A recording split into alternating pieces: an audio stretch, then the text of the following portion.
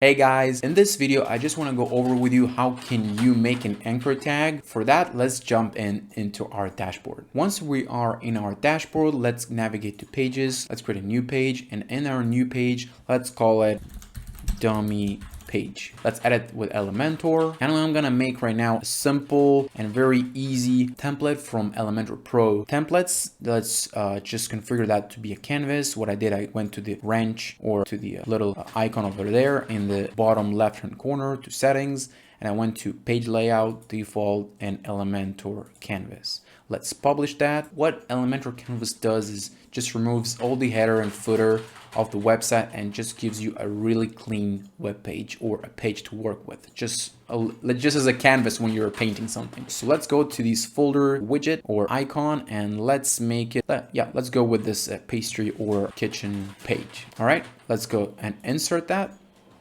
Cool. Let's hit apply and wait a little bit. So it's just gonna create all this amazing design with all this very good looking delicious food. Let's say I want to make this title to send me to the bottom of the page or just to the next section to meet our chef. What I can do is, once I hit the title and I edit it and I go to the edit heading, once I do that, I can link it to a specific ID, which is a CSS ID. If you're familiar with CSS a little bit, I can put the hashtag sign, and let's say but meet our chef. So every time I'm gonna hit this one, it's gonna send me there, but not yet. Once I put the anchor tag element, only then it's gonna send me there. So let's copy this one. Let's hit Control C if you're on Windows, and let's go to these little boxes and search for anchor. We have our menu anchor, and let's add this widget just above this meet our chef. And I'm gonna explain why in a second, why I'm putting it on top of the title, because it's gonna send us right at the top. If we're gonna put it below that, it's gonna send us over here and we're not gonna see the title. Let's put it above the meet our chef. And let's add the ID over here in this field, because you see the ID of menu anchor, and we can see a little bit more information on that. This ID will be the CSS ID you will have to use in your own page without the hashtag sign.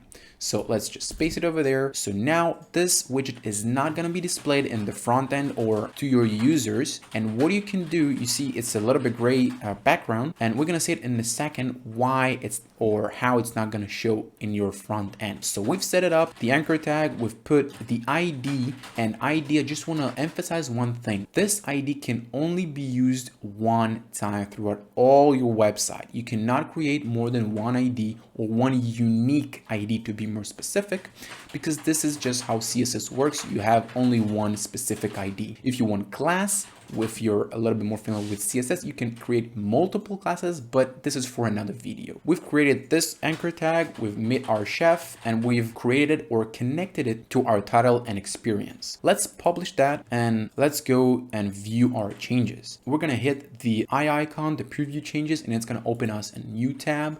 In our new tab, we're gonna see all this animation, and once we scroll over here and hit on this title, you're gonna see it's gonna scroll down to this next title. So let's just hit that, and you can see it shows us or send us just a little bit above the meet our chef. Now you know how you can connect your ID anchor or your anchor tag or anything you want on your website, whether it's going to be a link, it's going to be a button. You can also do it with a button, and I'm going to show you that right now. And let's say I just want to move the anchor tag just below the meet our chef, and you can see it's going to send us just a little bit below the title. So let's add over here a button, and let's see how we can meet our chef through our button. Okay, let's go back to the edit page. Let's go to the elements. Let's add a button. Let's just put it over, below the text. Okay, cool. So now it's not showing. If you don't see the widget, what you can do is go over here to the navigator and hit that. And now you can see your button. So we have a spacer over here. So let's delete the spacer. Delete that, and now we can see our button.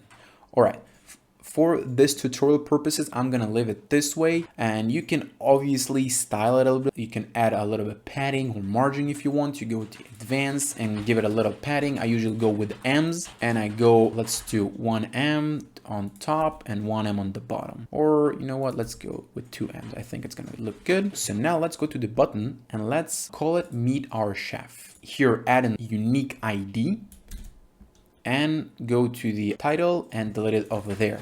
Now we go to our button and let's call it here a little bit different. Let's call it Meet Our Chef. So now we've connected our ID in the link field, and here it's not going to show, but again, let's put it just a little bit below or just below the title so we can see the changes and how it sends us not just above the title, but just a little bit lower. Okay, let's update that.